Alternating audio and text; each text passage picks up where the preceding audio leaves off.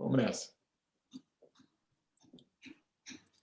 Olá, tudo bem? Um grande abraço para vocês que estão assistindo a gente aqui no nosso videocast Futebol Sem Fronteiras. Eu sou o Júlio Gomes, comigo está Jamil Chad e nós vamos contar para vocês muito sobre futebol internacional, contar para vocês como por trás de grandes jogos de futebol, existem tramas, existem histórias, existem bastidores, existem cidades muito interessantes. E eu e o Jamil, que temos alguma experiência com futebol internacional, com correspondência internacional, né, seu Jamil? Vamos trazer algumas historinhas para vocês. Promete para o nosso público, Jamil? Um abraço. Abraço, Júlio. Um prazer estar aqui contigo. E olha, de fato, eu não prometo, mas eu pelo menos indico alguns amigos meus, como o Júlio Gomes, que tem muita história para contar sobre muito jogo que ele foi. Obviamente, esse é vamos falar aqui da atualidade, vamos falar dos jogos dessa semana, vamos falar da Champions e de todos os outros campeonatos aqui europeus, mas tentando colocar num contexto até político, social, contar as histórias de alguns desses confrontos e, como o Júlio disse, contar onde é que eles acontecem, porque eles não acontecem num vácuo. Né? Essas partidas, essas disputas hoje bilionárias, elas, curiosamente, né, Júlio, acontecem em estádios vazios, mas vazios, apesar de vazios, cheio de histórias para contar. E é isso que a gente vai tentar fazer aqui. Muito legal. O Jamil Chad fica em Genebra, é correspondente do UOL. De quem mais, Jamil? Muita gente que você trabalha, hein? Mas o principal, estamos aqui no UOL mesmo, e aqui na sede da ONU.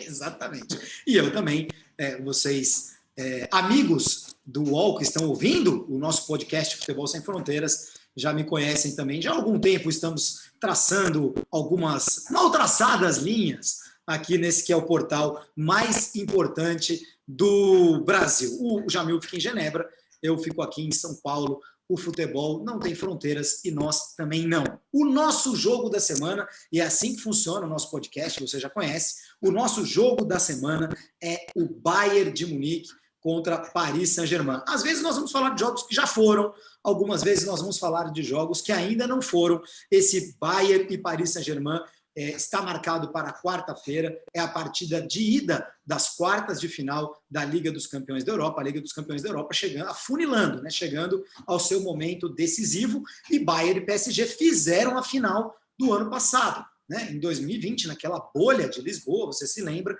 1-0 para o Bayern, gol do Coman, jogador francês que tinha sido criado na base do Paris Saint-Germain, ironicamente, e que acabou sendo o grande herói do título do Bayern de Munique. E dessa vez eles vão se enfrentar de novo. Vamos primeiro falar da parte esportiva. Ô, Jamil, onde é que você estava naquela final, hein, entre Bayern e Paris? Não, eu estava em casa naquela final, mas foi uma final que tinha muita política, muita gente da política olhando como vai ter de novo dessa vez. A gente já vai tratar disso, Júlio, mas era um jogo que consolidaria aquele projeto Qatar. A gente já vai falar disso, mas você tem toda a razão em falar que a Champions está afunilando e deixou já de fora alguns dos grandes.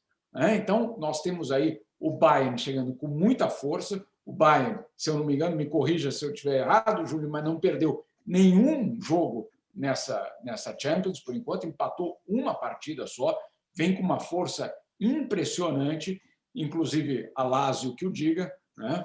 A Lazio obviamente sofreu na mão do Bayern, mas nós estamos vendo o atual campeão chegar com muita força e querendo, e deixando muito claro, pelo menos nas coletivas dessa semana, imagino que você tenha acompanhado alguma delas, os jogadores basicamente dizendo: vamos disputar o título. Nós não estamos aqui apenas defendendo a situação do atual campeão de forma alguma. O Bayern quer marcar 2021 de novo como seu ano. Os números são um pouco impressionantes. A última vez que o Bayern de Munique perdeu um jogo da Liga dos Campeões da Europa foi contra o Liverpool, em 2019, quando o Liverpool eliminou o Bayern e depois seria o campeão. Aí, em 2020, o Bayern ganhou todas as partidas, inclusive aquele, né, histórico 8-2, em cima do Barcelona. E em 2021 só não ganhou todas porque, como o Jamil disse, empatou contra o Atlético de Madrid, um jogo em que o Bayern jogou com o time em reserva, poupou vários titulares porque já estava classificado, um jogo de fase de grupos. Fora isso, o Bayern ganha de todo mundo, é o time a ser batido. Eu estava, Jamil, lá em Lisboa, eu estava do lado de fora do estádio, não consegui entrar, infelizmente, foi frustrante, mas lá em Lisboa estava bem difícil a situação. Aliás, o Jamil tentou me ajudar, me colocar para dentro de todas as maneiras naquela final. Foi muito frustrante mesmo, porque eu tinha credencial, mas não pude, não tive autorização para entrar no estádio. Agora, na minha tentativa ali, dando voltas pelo Estádio da Luz, para ver se tinha alguma porta destrancada ou alguma coisa assim, eu vi muita gente entrando no estádio. Muita gente. Os convidados do Bayern e os convidados do Paris. Eu vi, por exemplo, o Elber, ex-jogador do Bayern, junto com uma comitiva. A informação que eu tive na época, ali em agosto do ano passado, foi que havia mais ou menos 300 pessoas dentro do estádio, entre convidados, né, e patrocinadores, convidados de patrocinadores, esses são os principais, ali assistindo a final. Mas, ô Jamil, você que assistiu de casa, eu assisti no fim das contas lá num bar em Lisboa, onde estava a torcida do PSG. Você que assistiu de casa deve ter percebido que a transmissão não mostrou ninguém, né, Jamil? Não mostrou ninguém, fez questão de não mostrar ninguém. Aquelas, perdão pela palavra aqui, Júlio, aquelas hipocrisias né, do mundo do futebol, que não pode, público, não pode isso, não pode aquilo, mas depende de quanto você paga.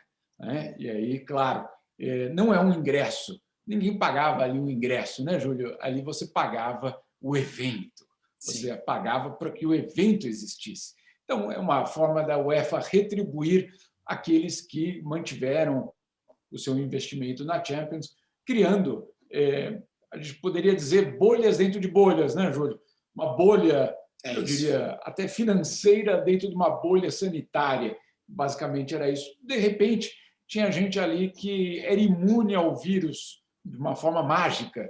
Né? Claro, tinham bancado a UEFA, tinham bancado a Champions, e então tinham o seu lugar garantido.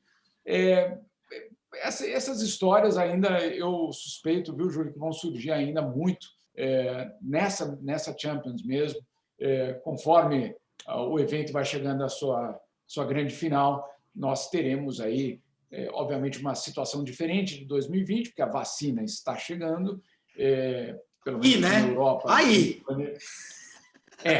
está chegando. Manda uma para mim aí pelo Zoom. Vou sim, eu vou. Se eu tomar a primeira, eu falo a segunda para o meu amigo Júlio. Pois é. Se você tomar, também a segunda é minha, tá bom? Eu acho que você vai tomar uns 2 anos antes que eu. Ainda que eu e o Jamil temos alguma imunidade natural, infelizmente ou felizmente já tivemos o Covid. Infelizmente, lógico, porque ninguém quer pegar essa porcaria, mas felizmente que deu tudo certo, tanto para o meu grande amigo quanto para mim, mas dá para pegar de novo. Então tem que ficar muito de olho. Agora, verdade, você já dita naquele momento lá em Lisboa, eu passei 3 meses e meio em Lisboa no ano passado e não estava morrendo absolutamente ninguém, né? Realmente estava muito bem controlada a pandemia, tanto que se falava em abrir para a torcida, né? Na bolha ali de Lisboa. No fim, acabaram segurando, ainda bem, mas a situação estava bem controlada mesmo, tanto que não era obrigatório, por exemplo, andar de máscara na rua. Eu andava nas ruas de Lisboa sem máscara, só nos lugares fechados é que você precisava. E aí, quando eu vim embora, justamente eu vim embora em outubro, logo nesse mês foi quando começou a explodir de novo, né? Veio a segunda onda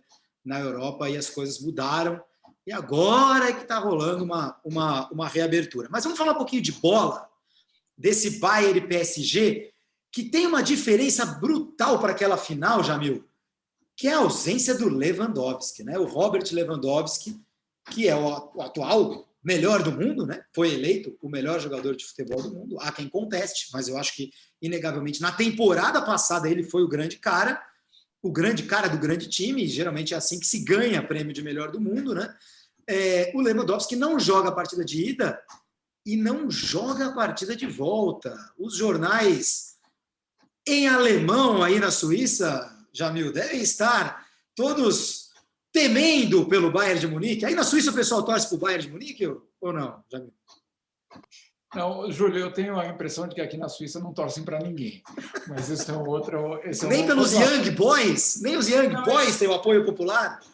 Não, esse é um outro assunto. A gente faz um... Para outro futebol sem fronteiras. A ausência da torcida. Mas, enfim, esse é outro assunto. Olha, claro, certamente, a ausência do Lewandowski se colocou num ponto importante. Não é só em uma partida. Se você falasse, bom, é só numa partida, na outra ele resolve, etc. Não. A ausência é de impacto. Então, ninguém duvida que o Bayern chega mais fraco. Ninguém duvida de que o Bayern chega sem a sua maior arma. Agora, a verdade é que o Bayern chega embalado, o Bayern chega numa situação que a gente conhece muito bem da Alemanha, de criação de equipes, em que quando você tira uma peça, ela pode até sofrer, mas ela não desmonta. Não é que a armada de Munique vai vir basicamente desarmada. Não, ela vem com muita força. Talvez com o Lewandowski seria uma situação de favoritismo total? Provavelmente. Favoritismo total mesmo? Assim? Com o Lewandowski você daria assim? Com o Lewandowski. Eu daria. Agora, se você tira e vem numa situação dessa, você poderia pensar em num jogo muito mais equilibrado. Agora, vamos olhar do outro lado ali, porque o Paris Saint-Germain, claro, veio bem na Champions, mas no Campeonato Francês a história é outra. Inclusive o que aconteceu nesse fim de semana. Obviamente, vamos entrar nesse assunto logo mais, mas um certo cansaço que se tem aí em relação ao Neymar, um desgaste do Paris Saint-Germain em relação até a sua popularidade, mas dentro de campo, o Paris Saint-Germain quer pelo menos compensar o que eventualmente pode ser a primeira derrota, vamos dizer assim, ao primeiro campeonato francês sem a conquista do Paris Saint-Germain, com uma vitória na Champions. Eu sou mais cauteloso nisso aí, porque eu nunca vi, insisto, Júlio, posso estar completamente errado, mas eu nunca vi o Paris Saint-Germain confrontado com uma situação de crise reverter de uma forma contundente. Existiu ali contra o Barcelona, etc., mas não cumpriu, ou seja, não foi até o final. Eu acho que o Bayern intimida ainda o Paris Saint-Germain, isso é uma realidade. O Paris Saint-Germain tinha uma perspectiva, inclusive no ano passado, de que aquele era a sua Champions, e o Bayern mostrou que não era. Eu ainda acho, e aí é uma percepção minha, de que o Bayern, apesar da falta do Lewandowski, ele tem condição, eu diria, total, não diria, porque isso só com o Lewandowski, mas ele tem uma condição muito forte de derrotar o Paris Saint-Germain, sim. Eu concordo com o amigo. O Bayern é o melhor time do mundo, né, gente? O Manchester City está pintando aí.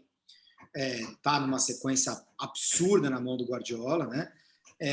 Agora, o Guardiola está aí há 10 anos sem ganhar uma Champions League e o Bayern de Munique é o atual campeão da Champions League, né? Muita gente... O Guardiola merece vários episódios do nosso podcast Futebol Sem Fronteira à parte, né? Porque o Guardiola, além de ser um grande personagem, um grande gênio da década, né? O técnico genial da década, que mudou o futebol, etc. e tal, ele tá rolando esse bloqueio com a Champions League, né? E o Bayern de Munique trocou de técnico no ano passado, trouxe o Hansi Flick e ganhou absolutamente tudo. O que eu vejo no Bayern esse ano é um time que... Engraçado que na semifinal contra o Lyon, a gente já notou isso, né? O Lyon teve 2 ou 3 chances de gols, quando o jogo estava 0-0, que poderia ter mudado completamente a história daquela semifinal. E nessa temporada, o Bayern não só não resolveu esse problema, como parece que esse problema se transformou numa coisa meio que assim, vamos conviver com ele, esse é o nosso jeito de jogar, que é o espaço que o Bayern dá para o seu adversário no contra-ataque, né? O Bayern dá muito espaço, né? É um time que avança com muita gente, avança com todas as suas linhas, não tem aqueles volantes pegadores, né? Jogam ali o Kimmich, o Goretzka, é um jogador forte, alto, mas não é aquele cão de guarda. laterais que sobem. É um time muito forte, é um time muito físico, muito alto, mas que permite, joga e deixa jogar, como diriam os antigos, né? Permite ao adversário ter as suas chances. E do outro lado, caramba, Neymar e Mbappé, né? Eu acho que o Paris não tem o mesmo talento do Bayern em todas as suas linhas. Tem um goleiro muito firme, que é o Navas, né? Um goleiro muito seguro.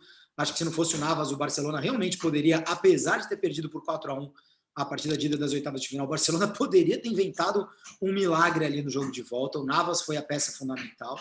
Então tem um goleiro muito seguro. O Marquinhos está jogando demais. Aí no meio de campo você tem o Paredes, que é um volante firme, seguro também, mas o Verratti já não joga.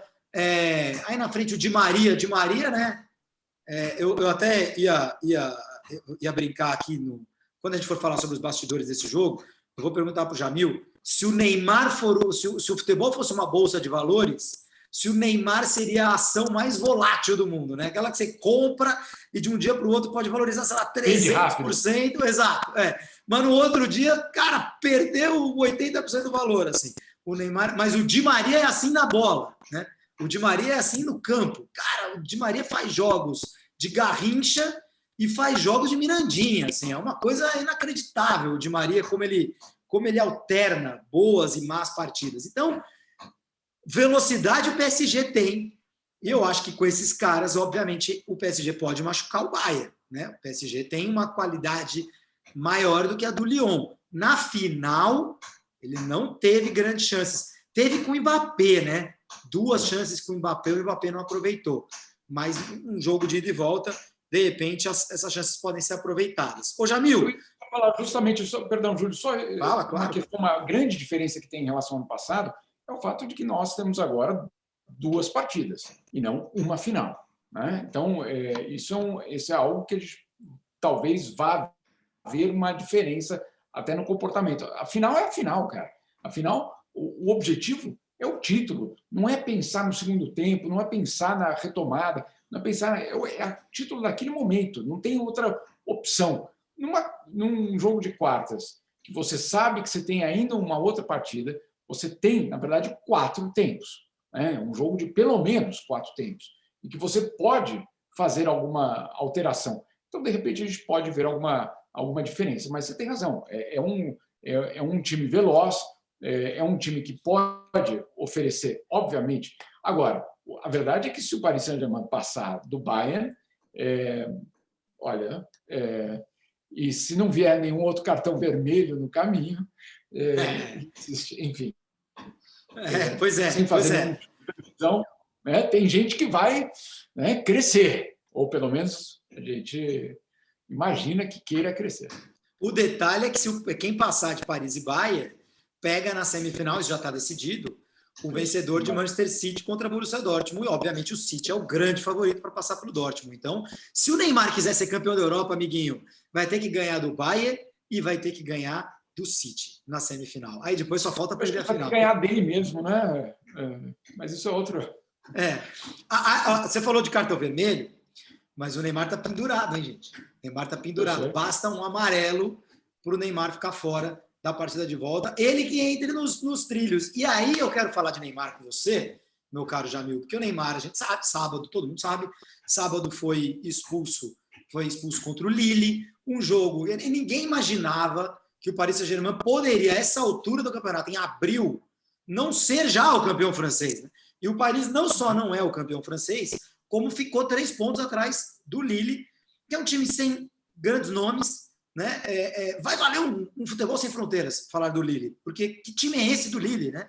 Que está encarando o Paris depois de... São 7 títulos consecutivos, se não me engano, né? Posso estar equivocado, são 7, né? 7 títulos consecutivos na França, e de repente o Paris está sendo ameaçado pelo Lille, e no confronto direto entre eles, o Lille foi lá e ganhou por 1-0, e o Neymar foi expulso, e está todo mundo falando sobre o Neymar não amadurece, o Neymar não cresce, o Neymar isso, o Neymar aquilo, e etc. E tal. Eu acho o Neymar um craque, e eu acho que o Neymar nunca vai amadurecer, porque não é uma questão de amadurecimento, é uma questão de personalidade. O cara é mimado, criado no centro do universo que foi criado em torno dele. Como é visto o Neymar aí na Europa, Jamil? Qual é a imagem atual do Neymar? ou já nem se perde mais muito tempo com o Neymar? Olha, Júlio, eu vou te contar o que aconteceu depois desse jogo, porque de fato foi a reação de uma forma mais geral aqui na Europa, mas eu diria mais concentrada na França, que é basicamente todos os torcedores de todos os outros times na França torcendo para o Lille. Né? Então, você tinha uma situação óbvia de temos que puxar o tapete do Paris Saint-Germain em algum momento. O campeonato, em algum momento, não pode ser vencido mais pelo Paris Saint-Germain, sob o risco, inclusive, de ficar chato, inclusive de perder o seu valor, né, em termos financeiros, porque quem é que vai querer vender um campeonato que você já sabe quem é o campeão antes de começar o campeonato? Então, a vitória do Lille e a expulsão do Neymar foram comemoradas de várias formas, claro, pelos torcedores do time envolvido, mas também, eu diria, até mesmo por aqueles que organizam o próprio campeonato francês, porque, óbvio, deu um final de campeonato francês mais, eu diria, emocionante, porque, sinceramente, como você disse, quem é que imaginou em abril o campeonato francês não estar definido com toda essa equipe que o Paris Saint-Germain tem? Esse é um ponto. O outro ponto, você colocou de uma forma muito boa, Júlio. Como assim amadurecer? Não é essa. Acho que essa palavra ela está exaurida, ela não faz mais parte dessa história. A gente vai, vamos contar outra história sobre o Neymar, porque essa história não é mais a mesma. Fizeram aqui uma comparação muito curiosa, eu achei. Você sabe muito bem, um tal de Zinedine Zidane também foi expulso uma série de vezes, né? Ele duas vezes em Copa do Mundo, né? Exatamente. Numa certa final, em que, se você olhar para aquele jogo de novo de 2006, França e Itália, França tinha tudo para levar. Tinha tudo para levar aquela final. Mas aí tem uma diferença. Qual a diferença? Você tem, de um lado, um Zidane que, sim, perde a cabeça, que, sim, explode, mas que, em 95% dos casos, define. Então, você tem... não é que ele define jogo contra time que está para cair. Não é que ele define jogo que o Paris ou o time dele já está garantido. Ele define jogos que foram absolutamente fundamentais para o Real Madrid, como jogador ainda, na seleção da França. Então, aquele jogo contra o Brasil em 2006, também, quartas de final, provavelmente o melhor jogo da história do Zidane num jogo de seleção. Um jogador que perde a cabeça, mas define. No caso do Neymar, aí voltando para o nosso caso, é um jogador que perde a cabeça e nem sempre define. E é essa a relação que acaba sendo criada aqui, pelo menos como uma imagem não muito, eu diria, não positiva. Ninguém discute, como você falou, ninguém discute que ele é craque, ninguém discute. Não há, mas eu acho que ele não tem. Esse debate não existe. O debate que existe é se ele tem a capacidade de assumir um time, de levar o time, de falar, eu sou responsável, e, na hora do erro, assumir, absorver a responsabilidade dos outros, o que ele não faz. Então, essa absorção é a que não existe nessa história. Ô, Jamil, você hoje, Neymar tem 29 anos, né? Você, com seus 29 anos, estava fazendo o quê da vida? Deixa eu me lembrar. 29, eu estava te conhecendo, se bobear, né? Eu já te conhecia. Foi isso mesmo. Eu estava em Eurocopa, já te conhecia. Na Eurocopa de 2008. 779 também? Nós somos... Não, 7,6, cara, mas a minha matemática que é muito ruim. Pois é, acabou de mostrar que é jornalista raiz mesmo, né? Então você tinha 29 em 2005. Eu tinha 29 na Eurocopa de 2008. Exato. Mas eu estou falando em 29, 30, 31, 32, né? Olha, eu vou contar uma coisa para vocês. O Jamil também não tinha maturidade aos 29 anos, viu? Então o Neymar ainda tem esperanças. Ainda há esperanças com o menino Neymar, o menino Ney. Vamos deixar ele amadurecer, né, Júlio? Este é o podcast Futebol Sem Fronteiras. Eu sou o Júlio Gomes. Você está comigo na minha companhia e na de Jamil Chad. A gente está conversando sobre Bayern de Munique e Paris Saint-Germain. e tudo que envolve esse jogo, não só o jogo no campo, mas tudo que envolve esse jogo. Estamos falando do menino Ney, do adulto Ney, eu sei lá, do Neymar, o grande jogador brasileiro da atualidade. E isso é inegável, não adianta falar que o Gabigol é melhor que o Neymar, não é. O Neymar é o grande brasileiro da atualidade, e se o Brasil for campeão da Copa do Mundo do Catar no ano que vem, isso vai passar pelo Neymar. E aí a gente chega no Catar, no que envolve a economia em torno de Paris Saint-Germain e Bayern de Munique, mais especificamente o Paris Saint-Germain. Jamil, por que diabos o Catar resolveu comprar um time de futebol? Como isso ajuda? Porque antes da Copa, tudo bem, vou comprar um time para ganhar a eleição lá, mas não é só isso, né? Senão já teria vendido. Não é um brinquedo, né? Não é um empresário milionário de algum país que falou: eu cansei agora de brincar de indústria de plástico, agora eu vou fazer indústria de futebol. Ou não é isso. É um projeto de Estado. E essa é a grande diferença, essa é a grande história por trás do Paris Saint-Germain. Vamos só lembrar, o Paris Saint-Germain não ganhava nada desde 94. Desde Nada, nem lá na França. Não, estava que nem o meu time, né? Para a gente fazer uma comparação aqui. Enfim, o Paris Saint-Germain não ganhava nada desde 1994, era aquela coisa estranha do time da capital da França, né? Vamos lembrar, a França é centralizada. Lyon, que é uma cidade belíssima, Marseille, etc., tal, são cidades importantes, mas Paris não é só a capital da França, Paris é o centro da França. E o centro da França não tinha um time, né? Ou basicamente um time competitivo. Aí o que fazem o pessoal no Catar? Basicamente, se oferecem para comprar e resgatar aquele time. Por que isso? Né? Para quê? Porque justamente existia, e essa pelo menos é a denúncia principal, a troca de favores. Qual era o grande favor? O Catar precisava do voto da UEFA, os 4 votos que a UEFA tinha na FIFA, para ser escolhido como sede da Copa do Mundo de 2022. Isso, a gente está falando de 2010, meu caro. Imagina, quase em outra era. Não tinha nem WhatsApp, né, Júlio? Mas naquela época... Graças a Deus. Graças a Deus. Mas naquela época, o Catar precisava desses 4 votos. E quem era que liderava a UEFA naquele momento? Michel Platini. E toda a história passa por um acordo político que envolve, inclusive, na época, o presidente Nicolas Sarkozy, e um grande acordo. O grande acordo era: Platini votaria pelo Catar, levaria os outros votos da UEFA, e, em troca, a França e o futebol francês seriam recompensados. Como recompensados? Em primeiro lugar, com uma injeção real num time de futebol. Qualquer um? Não. O time da capital. O time que poderia ser a vitrine da França para o mundo. Vai lá, Paris Saint-Germain. Muito bem.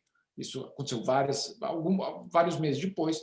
Paris Saint-Germain, então, é anunciado como tendo sido comprado por uma empresa do Catar. Um fundo de investimentos. Uma empresa lá do Catar, que tem o Emir como seu principal acionista. Que coincidência.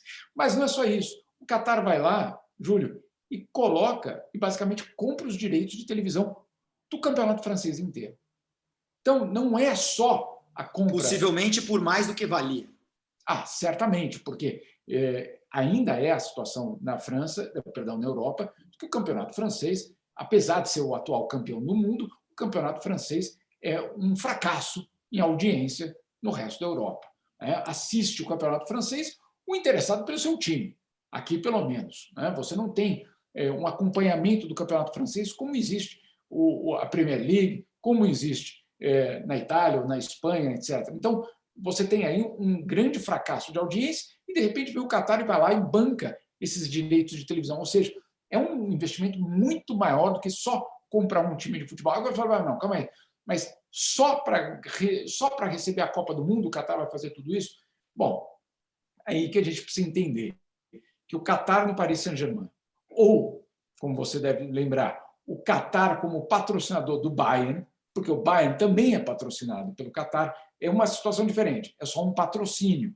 Não é, o Qatar não é dono do Bayern. O Bayern também? O Barça também. Sim, sim. Essa é a grande questão. Tanto que no ano passado, aquela final em Lisboa, eram os dois, né? Eles trocaram, o pessoal do Qatar fez uma brincadeira e trocou o clássico por um quê, né? Um quê de Qatar, no caso, para mostrar, olha, essa é a grande final nossa. Tem uma grande diferença, não dá para comparar, não dá para dizer que o Bayern é do Qatar. Não, não é, é um patrocínio. É muito diferente do que ser o dono do time. Mas o dinheiro ali está envolvido. Agora, tem muita gente aqui na ONU... Mas, ô Jamil, desculpa te cortar, o Barcelona, posso estar falando bobagem, o Barcelona passou a vida inteira sem patrocínio na camisa. Fala, a camisa do Barcelona, ninguém bota o nome aqui. Barcelona é o puro do futebol mundial. O primeiro, isso foi quebrado com o patrocínio do Qatar. Foi né? Foundation, não é? Qatar Foundation, uma parada dessa. Foi assim, no caso do Barça, foi até muito mais impactante, porque ele rompeu aquela pureza da camisa, colocando primeiro a Unicef. Unicef. Mas que a Unicef, olha só, não era o patrocínio da Unicef ao Barcelona. O Barcelona emprestava a sua camisa para uma ação humanitária. Era isso. Né? Não era... Mais puro ainda. Mais puro ainda. Só que aí já quebrou, né? Alguma coisa já apareceu na camisa. Já estamos arrumando a cama. Mas eu estou do lado do bem da história, né? Eu estou fazendo bem para as criancinhas. Eu não vou lá tirar dinheiro das criancinhas para fazer publicidade na minha camisa. Não. Né? Então, mas aí o que acontece? De repente, um ano, aquele símbolo da Unicef vai para as costas. Né? E na frente vem uma fundação obscura, Qatar Foundation, que ninguém sabia o que era. E eu te desafio, Júlio, tente achar o que significa Qatar Foundation, que ninguém até hoje descobriu. Né? Mas não podia entrar direto com o nome de uma empresa ali, né? Pegaria muito mal para o Barça. Então entra logo com o nome do país. Foi uma transição. Né? Dito isso... Você estava falando do pessoal da ONU?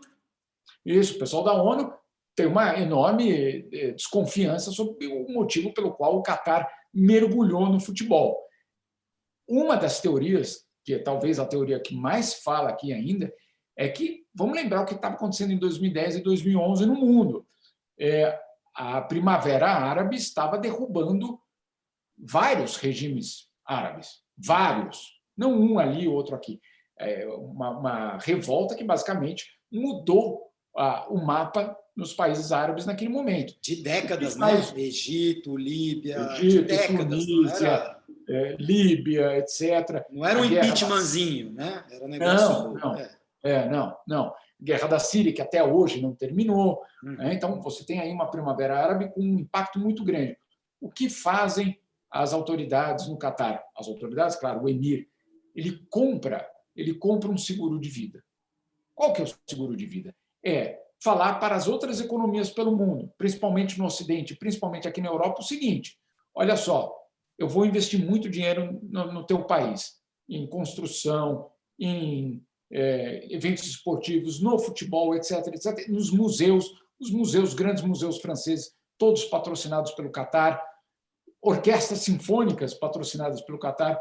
E aí você fala, calma aí, mas para que você está fazendo isso? Né? Por um motivo. Se eu cair, se eu, Emir, cair, todos vocês caem junto. Então é melhor vocês me defenderem. Então, o que fez o Qatar é comprar um seguro de vida. Caríssimo, né? Mas para quem tem gás natural, para quem tem gás natural num paísinho desse tamanhico, eu insisto, a compra do Neymar não é para ser avaliada com base em quantos gols ele fez ou quantos passes ele deu. Não é por isso que ele foi pago 222 milhões. Ele fez parte de um projeto de um país, um projeto de Estado para garantir, entre outras coisas, uma imagem positiva no mundo, mas também para garantir a sobrevivência do Emir no Qatar. Essa é uma história que, obviamente, tem uma repercussão política, econômica, financeira muito maior do que o que acontece dentro de campo. E no fim deu certo, né? Porque o Qatar não sofreu, não houve nenhuma revolta ali no Qatar, né, Jamil? ali, não houve nada nem perto de uma primavera árabe, ou sim, e foi amassado? Não, nem perto, mas esse é o ponto fundamental. Em nenhum momento, nenhum país ocidental questionou as violações de direitos humanos no Catar. Aí que eu quero chegar. Nenhum momento, Júlio. Porque a Não gente houve. acabou de ter eliminatórias europeias para a Copa do Mundo, né? Isso. E algumas seleções, a primeira foi a Noruega, acho que a Alemanha também, né? Mas a primeira mais marcante foi a Noruega. Né? Os jogadores, antes de começar a partida, mostraram uma camisa dizendo o que dizia exatamente? Respeitem os direitos humanos e tal, né? Respeitem os direitos humanos, sem falar em nome de país. Pois é. E essa era uma mensagem direta ao Catar, né? Estavam começando as eliminatórias europeias para a Copa do Mundo do Catar. Então, que tipo de violação de direitos humanos, do que está se falando, Jamil? Primeiro, Júlio, no Catar não existe... eu e você não existiríamos, para começar. Né? Que é isso? Um podcast assim, que a gente pode falar de tudo, que não vem... Lá tem fronteiras. Opa, você tem. Muito delimitada, inclusive, viu? Antes de mais nada, a liberdade de expressão não está garantida no Catar. É uma ditadura, podemos chamar de uma ditadura. Certamente, mas não tem nenhuma dúvida. Não tem nenhuma dúvida. É um regime autoritário, é um regime que tem uma relação muito específica com o Ocidente, mas internamente é uma outra história. É um regime que sabe muito bem que os estrangeiros no Catar precisam ser tratados bem, mas não necessariamente todos os estrangeiros. O que eu estou dizendo? Aquele estrangeiro que vem investir, o grande empresário, etc., o mundo para ele. Agora, aquele estrangeiro de Bangladesh, do Sri Lanka, do Nepal, da Índia, que vão para o Catar para construir estádios, aquele é outra história. Vamos só colocar num contexto, porque parece que a gente está falando de um país extremamente avançado, etc., que se você percorrer as ruas ali, parece um país extremamente avançado. Uma diferença. Por muitos anos, na verdade, até o ano passado, mantinha uma regra que era o seguinte: Júlio, você vai trabalhar na obra ali do Morumbi, do Catar? Muito bem. Olha, o seu passaporte fica com a gente enquanto você trabalhar.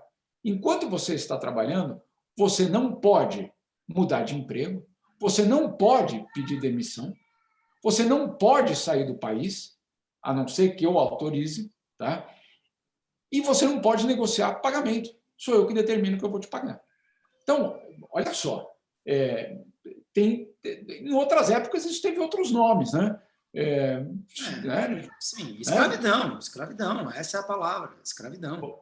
Vamos ser claros aqui. Então, o Catar tem um sistema, e mudou mais recentemente, tanto que foi a pressão internacional, sindicatos, etc., porque a gente vai, eventualmente vamos para o Catar o ano que vem, estádios espetaculares, etc., uma Copa do Mundo no inverno, para não afetar os torcedores e nem os jogadores, muito bem. E os operários? Os operários morreram, tiveram insolação, trabalharam com 50 graus na cabeça, tiveram seus passaportes retidos enquanto trabalhavam, não podiam ver a família. Mas calma aí, faz sentido uma Copa do Mundo e a gente ir para lá e falar, não, aqui está tudo bem? Então, o grande desafio do Catar não são apenas esses 10 anos ou 12 anos entre a escolha e o que vem, mas quando todos nós chegarmos lá e começarmos a falar, que estádio bonito, né? Quanto custou em termos de vida esse estádio?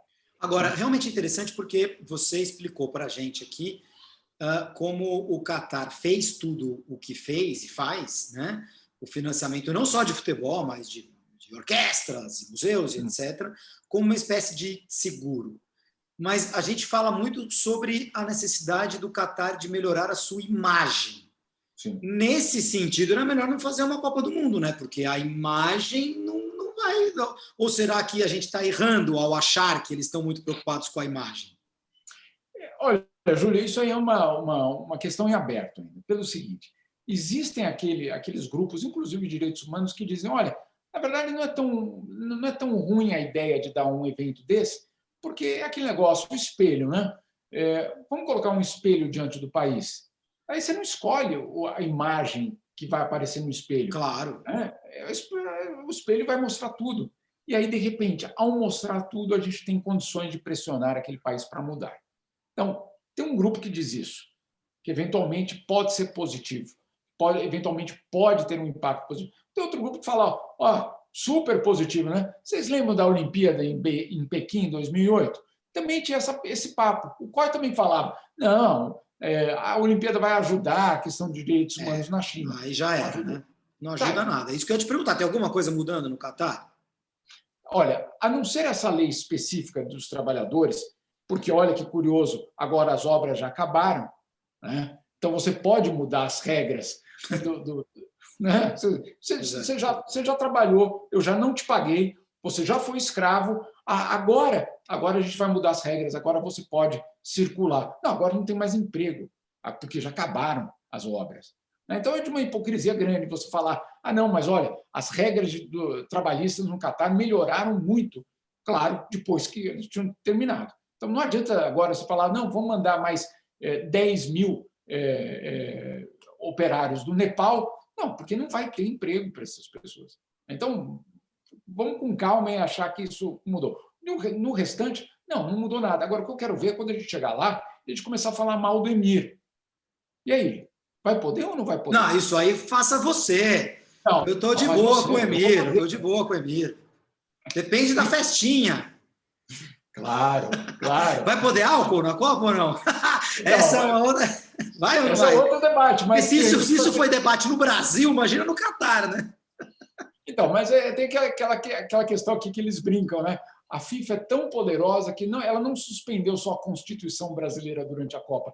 De repente, ela vai suspender o Corão durante a Copa do Mundo no Catar. É bem capaz mesmo. Porque o que provavelmente vai acontecer, Júlio, serão bolhas. Aí não é a bolha da Covid, mas é a bolha dos estrangeiros. Um hotel em que você vai poder beber dentro do hotel já é a realidade hoje lá no Catar. Você vai ter locais onde essas festas vão poder acontecer e locais onde elas não vão poder acontecer. Aí é uma questão. Mas são várias as questões. LGBT, por exemplo, né? nem se fala numa situação dessa no Catar, a situação das mulheres. Então, a lista de violações, meu caro, é longa. Não vai faltar reportagem para quem estiver, espero estar, mais uma vez, ao lado do meu grande amigo Jamil, na Copa do Mundo do Catar no ano que vem, porque realmente tem muitos absurdos acontecendo por ali, e aí é o tal do espelho que o Jamil falou, o governo não vai ter muito como controlar esse tipo de noticiário. Eu continuo na dúvida se eles estão preocupados com isso, ou se, na verdade, a história é essa outra aí, é do seguro, de ter a Europa amarrada a esse regime, de alguma maneira, refém, digamos assim, refém financeira de um regime que faz o que quer. A gente vai falar, nossa, Futebol Sem Fronteiras, gente, a gente vai falar de tanta coisa, é só olhar para a Arábia Saudita, para os Estados Unidos, né? Refém. A Arábia Saudita faz o que quiser. Os Estados Unidos bombardeiam todo mundo lá, mas na Arábia Saudita ninguém mete a mão, ninguém faz nada. E é um regime também ditatorial que extermina os direitos humanos, né? Que amassa os direitos humanos. Agora, olha, o nosso jornalista no consulado. Mata jornalista no consulado e não dá em nada. Não tem problema. Acontece. Exatamente. Mas isso vai ser tema para outro. O nosso Futebol Sem Fronteiras é assim. O podcast falamos sem papas na língua de futebol, dos bastidores, da política, da economia, mas a gente sempre vai encerrar para cima, falando de turismo, porque eu tive a chance de viajar muito, o Jamil nem se fala, o Jamil até já viajou até no avião do Papa, meus amigos. O Jamil vai ter muita história para contar, não lembro, de vários papas, os papas vão, os papas vêm, mas o Jamil Chad está sempre lá. E o jogo em questão, o jogo que foi tema do nosso videocast, podcast Futebol Sem Fronteiras hoje, foi Bayern de Munique contra Paris Saint-Germain. O jogo será em Munique. E Munique é uma cidade que eu amo de paixão, adoro, é uma cidade maravilhosa. Deve fazer muito frio no inverno, ainda bem que eu nunca fui para lá no inverno, sempre fui no verão. Inclusive vai fazer agora em junho 20 anos que eu fui pela primeira vez para a Europa, e a cidade que mais me encantou foi Munique. Ô Jamil, é impressionante como a Alemanha conseguiu se reconstruir no pós-guerra, né? E você vai para uma cidade como Munique, e obviamente não parece que teve uma guerra e que a cidade estava destruída, né? Munique é a cidade alto astral da Alemanha, dá para dizer assim? Com certeza. É a cidade que você diz, eu vou para Munique, e as pessoas ficam com aquela pontinha de ciúme. Munique. Né? Isso não Invejinha. só mas isso não só na Alemanha, Júlia. Aí é uma questão muito curiosa, como é uma unanimidade na Europa. Você anunciar que você vai para Munique é uma história muito... Isso é muito interessante. Quer dizer, quando você, em outros países da Europa, em outras culturas, Munique é um símbolo de um lugar legal, porque a gente tem a imagem que o europeu busca muito sol, busca muito a praia, as praias espanholas, portuguesas e tal. Munique tem faz parte desse imaginário? Faz. Munique faz parte porque, ao contrário do que a gente coloca, pelo menos no estereótipo, o alemão, e principalmente em Munique, são muito animados. Então, não tem essa história de não, ali a festa acabou às 7 da tarde e todo mundo foi dormir, etc. Não é. Você conhece. Munique, durante a Copa do Mundo de 2006, imagino que você deva ter passado por lá também. Só passei, eu não fiquei muito tempo em Munique, só passei por Munique mesmo. Meu Deus, era uma festa permanente a cidade. E aquela festa é um pouco do clima da cidade, não é só essa situação. Agora, Munique também é uma cidade super engajada, viu, Júlio? Não é uma cidade, vamos assim, aqui eu vou só para fazer turismo de festa e acabou, vou beber e vou embora. É uma cidade super engajada, uma cidade que, por exemplo, exigiu a prefeitura de Munique, junto com os outros organizadores, propuseram Munique como sede da Olimpíada de 2022, a Olimpíada de Inverno. E a população disse, opa, queremos votação antes aqui, queremos ser consultados. E no plebiscito, perdeu. A população vetou a Olimpíada em Munique. Você vê que tem um engajamento muito real. Não é uma cidade gigantesca, é uma cidade, eu diria aí, a região inteira dela, alguns 2 milhões de habitantes, mas uma cidade extremamente ativa culturalmente, em termos políticos, e tem esse caráter de festa. Então, se eu pudesse, se não fosse essa pandemia, eu estava lá, viu? Munique é muito bonita. Você tem o Parque Olímpico de Munique. O primeiro estádio europeu que eu fui na vida foi o Estádio Olímpico de Munique, num jogo entre Bayern de Munique e Kaiserslautern. O Bayern ganhou no fim, com um gol do Salihamidzic. É difícil falar o nome do Salihamidzic, que acho que trabalha no Bayern ainda. Nesses últimos anos, estava trabalhando no Bayern. Não sei se ele continua. Bósnio, né?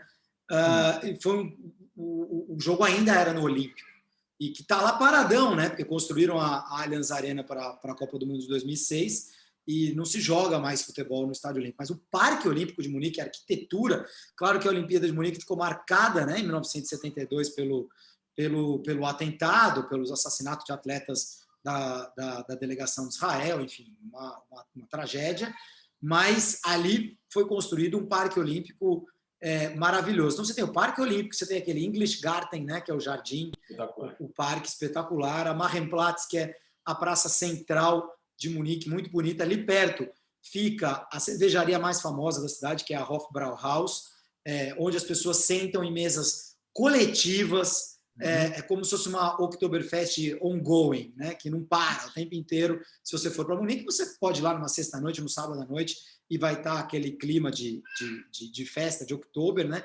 E a Oktoberfest em si, que vai do meio de setembro ao meio de outubro. Você tem dados, ô Jamil? Quantas pessoas vão ao Oktoberfest? Estava procurando aqui, não sei se você fez essa... Meu caro, sinceramente, eu já tive esses dados na cabeça, mas olha, só para você ter uma ideia, ele é maior do que eu me lembro disso muito claramente, ele é maior do que a dimensão do carnaval no Brasil, em termos econômicos. O impacto que ela tem é maior do que o carnaval. Em 1999, então já faz 20 anos, né?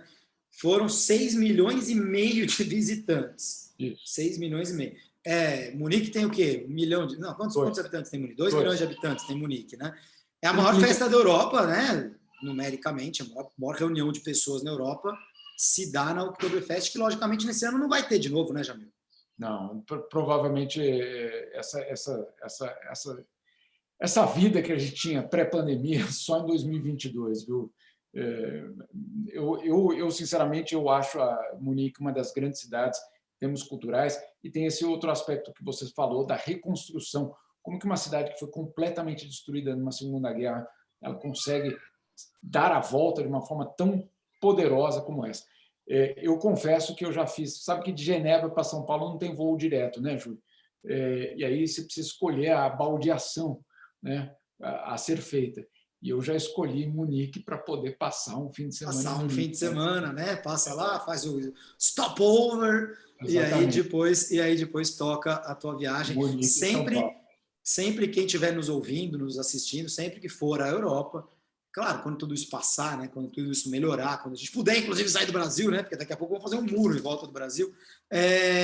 Quando tudo isso passar, escolha a tua viagem pensando nisso, porque o stopover, na maior parte das vezes, não muda o preço de uma passagem. Né? Então, você vai, por exemplo, São Paulo, Madrid, via Munique. Você para em Munique, passa um fim de semana em Munique, aí pega a segunda perna do voo.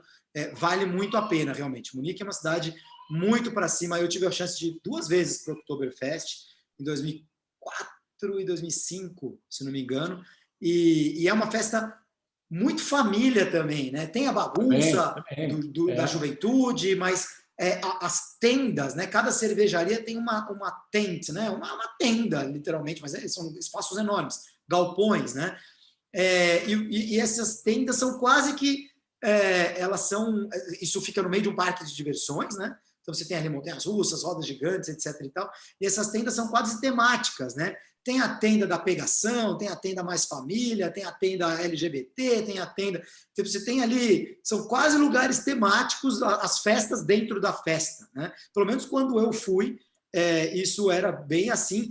E as cervejarias têm que estar em Munique, né, Jamil? Para você fazer parte do Oktoberfest, tem que estar em Munique. Certamente. Essa é uma regra de ouro. Inclusive, já teve tentativa de ampliar, etc.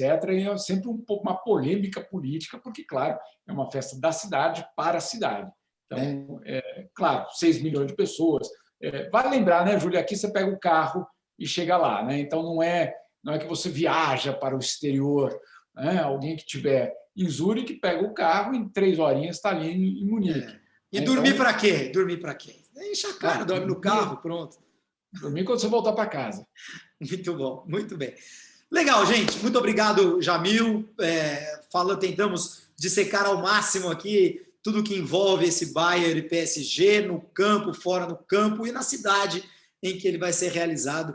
Este é o formato, você já conhece. E é assim que a gente vai tocando o nosso futebol sem fronteiras, porque o mundo de hoje não tem mesmo fronteiras. Um abraço, Jamil. Um abraço, Júlio. Muito bom estar contigo aqui. Até semana que vem. Tchau, tchau.